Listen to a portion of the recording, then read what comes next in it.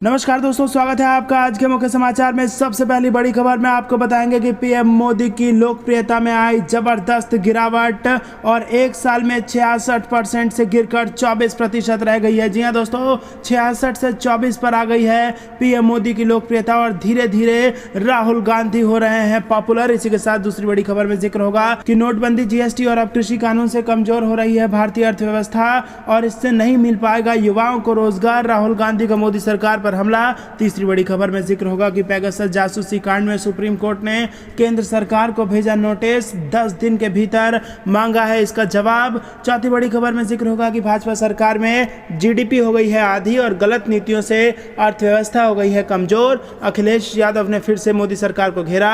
और पांचवी बड़ी खबर में जिक्र होगा उत्तर प्रदेश विधानसभा चुनाव का। विपक्ष का प्रदर्शन, बैलगाड़ी से पहुंचे सपाई तो कांग्रेस ने की रिक्शे की सवारी। दोस्तों, हर एक खबर की गहराई में आपको ले जाएंगे, लेकिन उससे पहले अगर आपको भी ऐसा लगता है कि मोदी सरकार की और मोदी की लोकप्रियता गिरने का कारण किसान आंदोलन है तो आप अभी इस वीडियो को लाइक कीजिए और लाल बटन को दबा के चैनल को फ्री में सब्सक्राइब करके घंटी बजाकर कमेंट में लिखिए जय हिंद। दोस्तों, रुक करते हैं सबसे पहली बड़ी खबर की तरफ, जिसमें आपको बता दें कि एक साल में भारी गिरावट आई है मोदी की लोकप्रियता में। जी हां दोस्तों, 66% से 24% पर आ गई है लोकप्रियता। प्रधानमंत्री नरेंद्र मोदी की लोकप्रियता एक साल में इतनी ज्यादा गिर गई है। ये बात अंग्रेजी न्यूज चैनल इंडिया टुडे के मूड ऑफ द नेशन पोल में सामने आई है। और आपको बता दें कि सर्वे में पूछा गया था कि भारत के लिए सबसे उपयुक्त अगला प्रधानमंत्री कौन होना चाहिए, और इसको लेकर अगर एक साल के भीतर बात की जाए तो जो 66% इनकी लोकप्रियता थी वो अब गिरकर महज 24% पे आ गई है। तो दोस्तों, भारी गिरावट यहां पर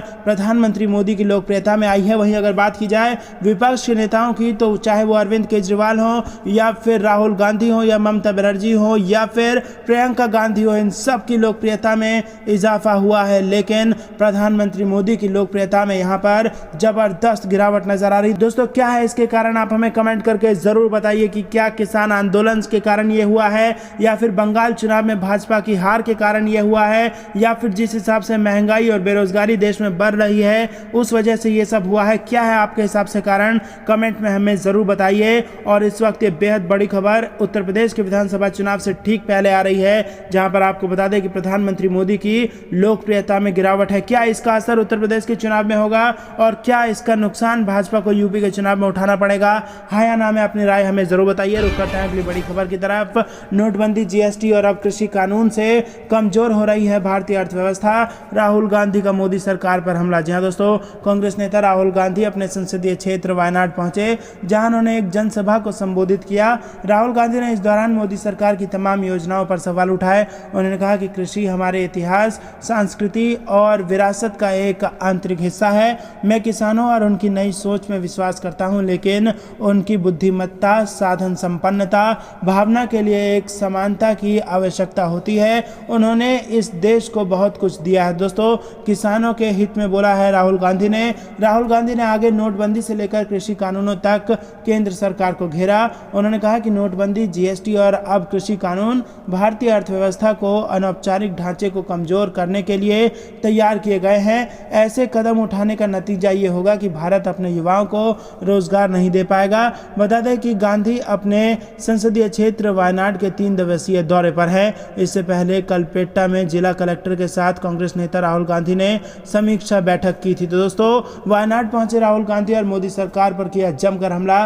कहा जो नीतियां मोदी सरकार बना रही हैं उससे अर्थव्यवस्था कमजोर हो गई है और अब भारत अपने युवाओं को रोजगार नहीं दे पाएगा। दोस्तों, आप भी अगर राहुल गांधी की इस बात का समर्थन करते हैं तो आप वीडियो को लाइक जरूर कीजिएगा और कमेंट में अपनी राय हमें बताइए। रुक करते हैं अगली बड़ी खबर की तरफ। पेगासस जासूसी मामला, सुप्रीम कोर्ट ने केंद्र सरकार को भेजा नोटिस, 10 दिन के भीतर मांग लिया है इसका जवाब। जी हां दोस्तों, सुप्रीम कोर्ट ने मंगलवार को पेगासस स्नूपिंग मामले में अदालत की निगरानी में स्वतंत्र जांच के लिए जनहित याचिकाओं पर केंद्र सरकार को नोटिस जारी कर दिया है। केंद्र सरकार का बार बार ये कहना था कि सुरक्षा उद्देश्यों के लिए फ़ोन को इंटरसेप्ट करने के लिए किस सॉफ्टवेयर का इस्तेमाल किया गया, इसका सार्वजनिक तौर पर खुलासा नहीं किया जा सकता।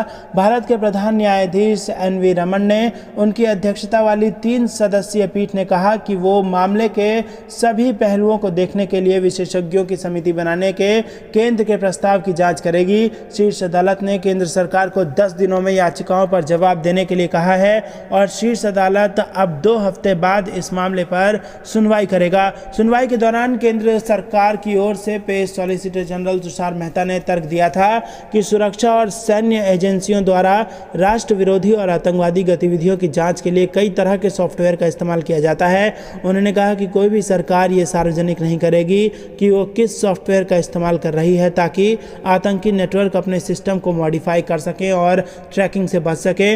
मेहता ने कहा कि केंद्र सरकार निगरानी के बारे में सभी तथ्यों के एक विशेषज्ञ तकनीकी समिति के समक्ष रखने के लिए तैयार है जो अदालत को एक रिपोर्ट दे सकती है। तो दोस्तों यहाँ पर आपको बता दें कि नोटिस भेज दिया गया है, 10 दिन के भीतर केंद्र सरकार से जवाब मांगा गया है सुप्रीम कोर्ट द्वारा। रुक करते हैं अगली बड़ी खबर की तरफ। भाजपा सरकार में GDP हो गई है आधी और गलत नीतियों से अर्थव्यवस्था हो गई है कमजोर। अखिलेश यादव ने किया भाजपा पर हमला। जी हां दोस्तों, समाजवादी पार्टी अध्यक्ष व यूपी के पूर्व CM अखिलेश यादव ने भारतीय जनता पार्टी पर तीखा हमला बोला है। अखिलेश यादव ने कहा कि दिल्ली और यूपी की सरकार ने जनता को निराश किया है और उत्तर प्रदेश में भाजपा ने संकल्प पत्र लागू क्यों नहीं किया, इसका जवाब आज तक जनता को नहीं मिला है। भाजपा सरकार की कुनीतियों से अर्थव्यवस्था कमजोर हो रही है। उत्तर प्रदेश में समाजवादी पार्टी सरकार में GDP 10% थी, जबकि भाजपा सरकार में ये प्रतिशत घटकर 5% रह गई है और बीजेपी ने विकास के ढांचे को ही ध्वस्त कर दिया है। समाजवादी पार्टी प्रदेश कार्यालय और आयोजित पार्टी विधानमंडल दल की बैठक में अखिलेश यादव ने यह बात कही। अखिलेश यादव ने कहा कि भाजपा जनता का ध्यान जरूरी मुद्दे से हटाना चाहती है। बेरोजगारी से नौजवान हताश हो गए हैं, रोजगार के अवसर समाप्त किए जा रहे हैं, महंगाई की मार से जनता बेहाल है। भाजपा सरकार में भ्रष्टाचार का चारों तरफ बोलबाला है। जल शक्ति मिशन घोटाले की जांच रिपोर्ट अभी तक नहीं आई है। उत्तर प्रदेश में विकास योजनाओं के प्रति सरकार की कोई रुचि नहीं है।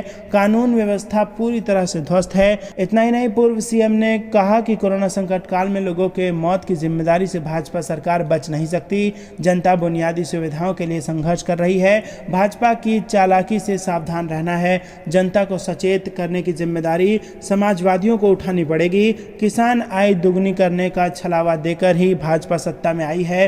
अन्नदाता के साथ अन्याय असहनीय है। समाजवादी पार्टी किसानों के साथ हमेशा रही है। रिक्त भर्तियों, शिक्षा मित्र, वित्त विहीन शिक्षकों के मानदेय सहित अन्य महत्वपूर्ण मुद्दों का निराकरण समाजवादी पार्टी सरकार में ही संभव है। दोस्तों रुक करते हैं अगली बड़ी खबर की तरफ। यूपी विधानसभा सत्र में विपक्ष का प्रदर्शन, बैलगाड़ी से पहुंचे सपाई तो कांग्रेस ने की रिक्शे की सवारी। जी हां दोस्तों, यूपी विधानमंडल के दोनों सदनों की बैठक कुछ देर में शुरू होने वाली है और सत्र शुरू होने से पहले विपक्ष ने महंगाई, बेरोजगारी, किसान बिल को लेकर धरना प्रदर्शन किया है। महंगाई और बेरोजगारी का विरोध करते हुए समाजवादी पार्टी के विधायक बैलगाड़ी से विधानसभा पहुंचे। काफिले की शक्ल में विधानसभा पहुंचे सपा विधायकों ने सरकार विरोधी नारे लगाए। सपा विधायक एक हाथ में राष्ट्र ध्वज और एक हाथ में समाजवादी पार्टी का झंडा लिए बढ़ती महंगाई और बेरोजगारी का विरोध कर रहे थे। वहीं कांग्रेस यूपी अध्यक्ष अजय कुमार लल्लू रिक्शे से विधानसभा पहुंचकर विरोध उन्होंने जताया। लल्लू ने कहा कि सदन के अंदर और बाहर हम संघर्ष करते रहेंगे। आपको बता दें कि सत्र आज से शुरू होकर 24 अगस्त तक चलेगी। बजट 20 अगस्त को पेश होगा। विधानसभा अध्यक्ष ने इस संबंध में शुक्रवार को अधिसूचना जारी कर दी है। दोस्तों रुक करते हैं अगली बड़ी खबर की तरफ। बीजेपी की तिरंगा यात्रा में शामिल किसान का डाटा गांव के लोगों ने किया बहिष्कार। जी हां दोस्तों, आपको बता दें 11 अगस्त को पूर्व मंत्री कैप्टन अभिमन्यु द्वारा नारनौद में निकाली गई तिरंगा यात्रा को गांव डाटा के एक किसान के लिए समस्या बन गई है और ये यात्रा में शामिल होने पर किसान सुरेश उर्फ लाला का गांव डाटा के लोगों ने सामाजिक बहिष्कार कर दिया है। इस बात की पुष्टि खुद पीड़ित सुरेश ने की है। वहीं हांसी पुलिस अधीक्षक नीतिका गहलोत ने फोन पर बताया कि अभी तक पुलिस के पास इस तरह की कोई शिकायत नहीं आई है। डाटावासी सुरेश उर्फ लाला ने बताया कि 11 अगस्त को कैप्टन अभिमन्यु के नेतृत्व में नारनौंद में होने वाली तिरंगा यात्रा में शामिल होने के लिए वो अपनी कंबाइन व ट्रैक्टर पर तिरंगा लगाकर आने के लिए तैयार था, लेकिन गांव के ही कुछ लोग आए और उनको तिरंगा यात्रा में भाग ना लेने के लिए कहने लगे और उनको मना करने लगे कि वो इसमें ना जाएं। और जब उसने वहां ना जाने का कारण पूछा तो लोग कोई जवाब नहीं दे पाए और वो अपने दोनों भाइयों के साथ यात्रा में शामिल हुए। उसका नतीजा ये निकला कि अब गांव के लोग। तो दोस्तों, ये थी दिन भर कुछ बेहद जरूरी और बड़ी खबरें। अंत तक बने रहने के लिए बहुत बहुत धन्यवाद। देख रहे थे आपका अपना चैनल द कंपेल न्यूज़। जय हिंद, जय भारत।